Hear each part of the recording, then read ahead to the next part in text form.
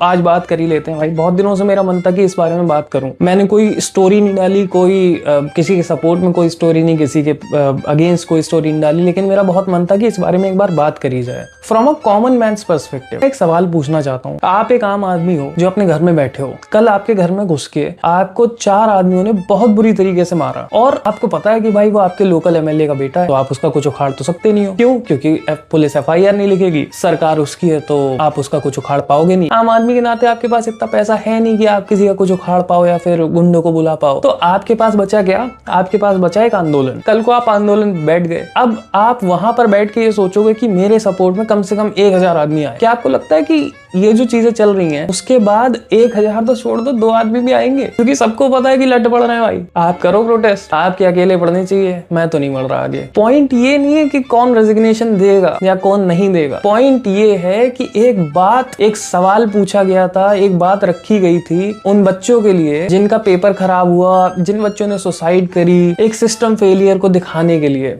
उस पे सवाल पूछे जा रहे थे जिनके जवाब चाहिए थे लोग। आज वहां जब लाठियों से बच्चे मारे जा रहे थे, जिनकी वीडियोस अभी वायरल हो रही हैं, कितनी बुरी तरीके से जो मारा गया है, सर फूट गए हैं और पुलिस ने जो बेतहाशा लाठीचार्ज कराया। मैं बस एक बात जानना चाहता हूँ आम आदमी के पर्सपेक्टिव से कि कल को अगर ऐसा कुछ आपके साथ हो जाए और आप अगर ये बात सोचो मेरे साथ भी कोई सपोर्ट में खड़ा होगा क्या? कोई होगा? नहीं होगा। और ये सबसे ज्यादा दुखद बात है कि अगर इस देश में कल को मेरे साथ कुछ भी ऐसा हो जाए जिसपे मुझे धरने पर बैठना पड़े, मेरे साथ कोई खड़ा ना हो आके सिर्फ इस डर में कि लाठी पड़ेगी, ये कितनी ज्यादा गलत बात है एक डेमोक्रेटिक कंट्री के लिए। जो इंसान ये सोच रहा है ना कि ये तो दूसरों के साथ हो रहा है, हमारे साथ नहीं होगा, बहुत ही बेवकूफाना सोच होगी मेरे हिसाब से। आप राजा के बेटे नहीं है। राजा के बेटे तो शायद 10 लाख में से एक कोई ऐसा होगा जो सही में राजा नहीं होगा। उसके लिए तो काम बन जाएगा क्योंकि उसके पास पैसा होगा, सरकार की पावर होती है, नहीं तो आपकी पैसे की पावर बहुत है। लेकिन क्या आप सबके पास है वो? इससे आप मुकर नहीं सकते। आप कितना भी कोशिश कर लो, आप इस चीज से नहीं मुकर सकते। जब तक आपके पास पैसा, सपोर्ट,